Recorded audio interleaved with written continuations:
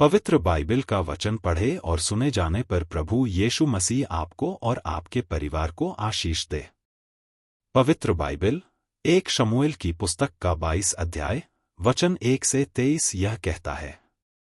वचन 1 और दाऊद वहां से चला और अदुल्लाम की गुफा में पहुंचकर बच गया, और यह सुनकर उसके भाई वरन उसके पिता का समस्त घराना वहां उसके पास गया।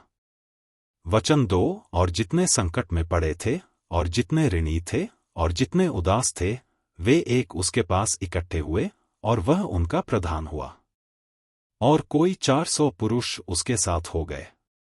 वचन 3 वहां से दाऊद ने मोआब के मिस्पे को जाकर मोआब के राजा से कहा, मेरे पिता को अपने पास तब तक आकर रहने दो जब तक कि मैं न जानूं कि परमेश्वर मेरे लिए क्या करेगा। वचन 4 और वह उनको मोआब के राजा के सम्मुख ले गया, और जब तक दाऊद उस गढ़ में रहा तब तक वे उसके पास रहे। वचन 5 फिर गाद नाम एक नबी ने दाऊद से कहा, इस गढ़ में मत रह, चल यहूदा के देश में जा। और दाऊद चलकर हेरेत के वन में गया। वचन 6 तब शाऊल ने सुना कि दाऊद और उसके संगियों का पता लग गया है। उस समय शाऊल गिबा के ऊंचे स्थान पर एक झाऊ के पेड़ के तले हाथ में अपना भाला लिए हुए बैठा था, और उसके कर्मचारी उसके आसपास खड़े थे। वचन 7 तब शाऊल अपने कर्मचारियों से जो उसके आसपास खड़े थे कहने लगा, हे बिन्यामीनियों, सुनो, क्या यिशै का पुत्र तुम सबों को खेत और दाख की बारियां देगा? क्या वह तुम सबों को सहस्रपति और शतपति करेगा? वचन 8 तुम सबों ने मेरे विरुद्ध क्यों राजद्रोह की गोष्ठी की है?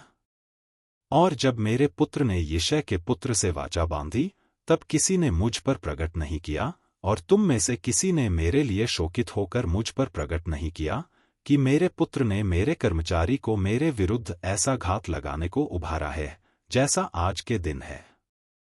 वचन 9 तब एदोमी दोएग ने, जो शाऊल के सेवकों के ऊपर ठहराया गया था, उत्तर देकर कहा, मैंने तो यिशै के पुत्र को नोब में अहीतूब के पुत्र अहीमेलेक के पास आते देखा। वचन 10 और उसने उसके लिए यहोवा से पूछा और उसे भोजन वस्तु दी और पलिश्ती गोलियत की तलवार भी दी। वचन 11 और राजा ने अहीतूब के पुत्र अहीमेलेक याजक को और उसके पिता के समस्त घराने को बुलवा भेजा, और जब वे सब के सब शाऊल राज के पास आए। वचन 12 तब शाऊल ने कहा, हे अहीतूब के पुत्र, सुन। वह बोला, हे प्रभु, क्या आज्ञा? वचन 13 शाऊल ने उससे पूछा, क्या कारण है कि तू और यिशै के पुत्र दोनों ने मेरे विरुद्ध राजद्रोह की गोष्ठी की है?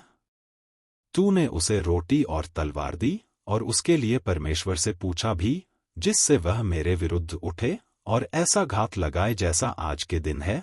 वचन 14 अहीमेलेक ने राजा को उत्तर देकर कहा, तेरे समस्त कर्मचारियों में दाऊद के तुल्य विश्वासयोग्य कौन है? वह तो राजा का दामाद है, और तेरी राजसभा में उपस्थित हुआ करता, और तेरे परिवार में प्रतिष्ठित है। वचन 15 क्या मैंने आज ही उसके लिए परमेश्वर से पूछना आरंभ किया है? वह मुझसे दूर रहे।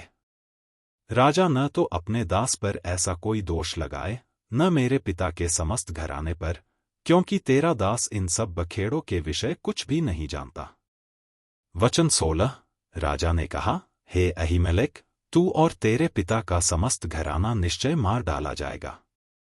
वचन 17 फिर राजा ने उन पहरुओं से जो उसके आसपास खड़े थे आज्ञा दी कि मुड़ो और यहोवा के याजकों को मार डालो, क्योंकि उन्होंने भी दाऊद की सहायता की है, और उसका भागना जानने पर भी मुझ पर प्रगट नहीं किया। परंतु राजा के सेवक यहोवा के याजकों को मारने के लिए हाथ बढ़ाना न चाहते थे।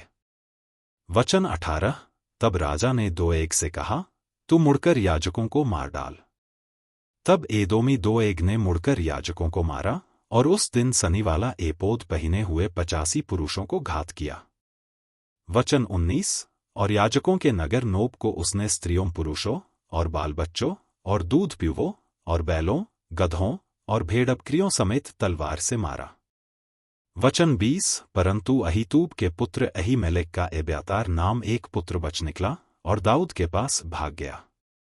वचन 21 तब एब्यातार ने दाऊद को बताया कि शाऊल ने यहोवा के याजकों को वध किया है। वचन 22। और दाऊद ने एब्यातार से कहा, जिस दिन एदोमी दोएग वहां था, उसी दिन मैंने जान लिया कि वह निश्चय शाऊल को बताएगा। तेरे पिता के समस्त घराने के मारे जाने का कारण मैं ही हुआ। वचन 23। इसलिए तू मेरे साथ निडर रह, जो मेरे प्राण का ग्राहक है वही तेरे प्राण का भी ग्राहक है, परंतु मेरे साथ रहने से तेरी रक्षा होगी। यदि आप विश्वास करते हैं तो यह वचन सभी विश्वासियों को भेजें और इस चैनल को प्रभु यीशु मसीह के नाम से सब्सक्राइब करें और आशीष प्राप्त करें। धन्यवाद।